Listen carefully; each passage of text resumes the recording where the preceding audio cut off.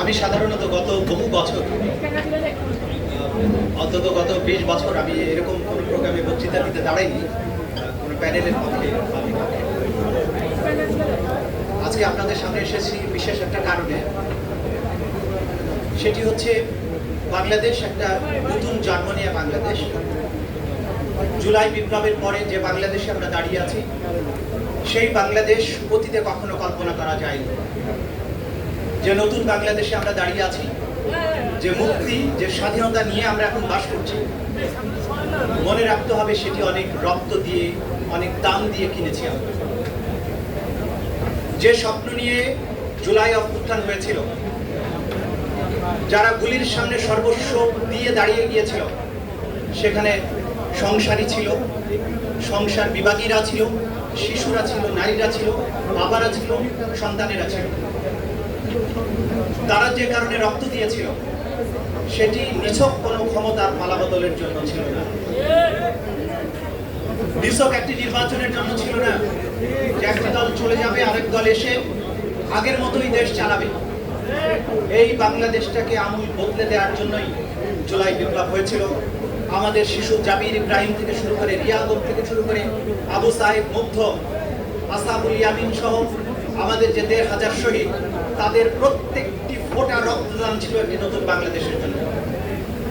যেই বাংলাদেশে বিচারকরা এক্সিকিউটিভের কাছে মাথা নত করবে না, যে বাংলাদেশে আইন মন্ত্রণালয়ের ফোনে আদালতের রায় পরিবর্তিত হয়ে যাবে না, যে বাংলাদেশে মন্ত্রীদেরকে ফ্রিজ করার জন্য ম্যাজিস্ট্রেট বিরোধী দলীয় কর্মীদেরকে, যেখানে 1 সেকেন্ডের রিমান্ড হওয়া উচিত নয়, গ্রেপ্তার হওয়া উচিত নয়, সেরকম জায়গায় দিনের পর দিন রিমান্ডে দিয়ে তাদেরকে টর্চার করার পরে আবার যখন তাদেরকে 164 করার জন্য ম্যাজিস্ট্রেটের কাছে প্রডিউস করা হয়, তখন ম্যাজিস্ট্রেটরাই বলেছে যে ওকে তো বানানো হয়নি ঠিক মতো, সেজন্য সে 164 করছে না।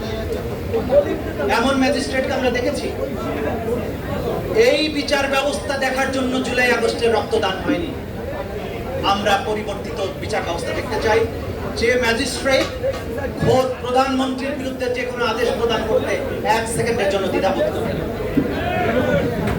যে ম্যাজিস্ট্রেট প্রজাতন্ত্রের যত শক্তিশালী ব্যক্তি হোক, মন্ত্রী, প্রধানমন্ত্রী, জেনারেল, আইজি, যেই হোক না কেন, তার বিরুদ্ধে কোনো ন্যায়সঙ্গত আদেশ দিতে কোনো রকমের দ্বিধাবোধ করবে না, এমন বিচারালয় আমরা চেয়েছি।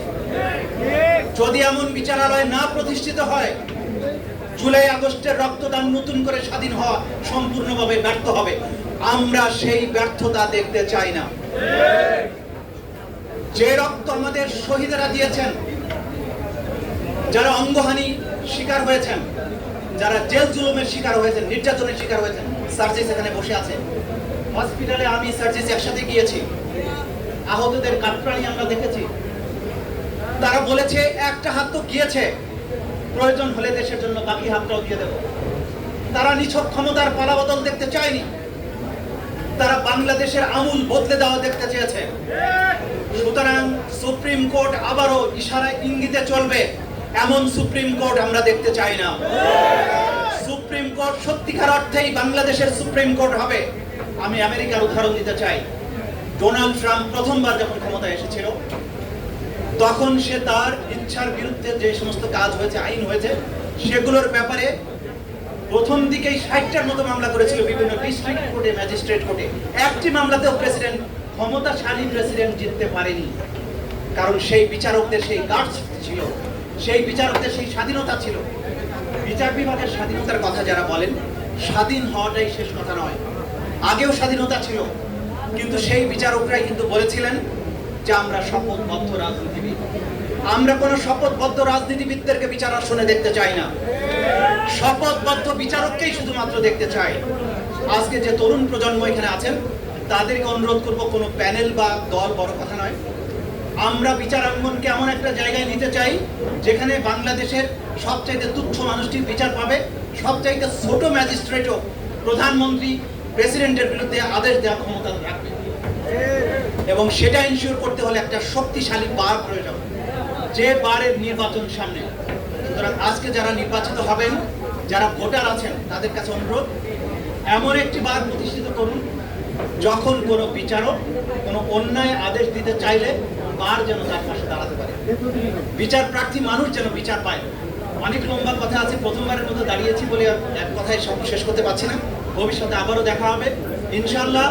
আপনারা যদি ঐক্যবদ্ধ থাকেন, সচেতন থাকেন, তাহলে যত বড় মেজরিটি থাকুক এই রাষ্ট্রকে ভুল পথে পরিচালিত কেউ করতে পারবে না।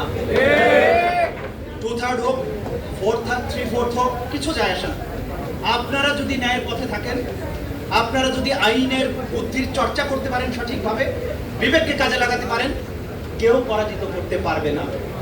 আজকের এই প্যানেল পরিচিতি সভায় সবুজ প্যানেলের প্রার্থীদের বিজয়ের জন্য আপনাদের সবাইকে কাজ করার অনুরোধ জানিয়ে, নতুন একটি বাংলাদেশের যে স্বপ্ন আমরা দেখছি, আমরা স্বপ্ন বাস্তবায়ন, শুধু দেখি নাই স্বপ্ন বাস্তবায়নের জন্য কাজ করছি।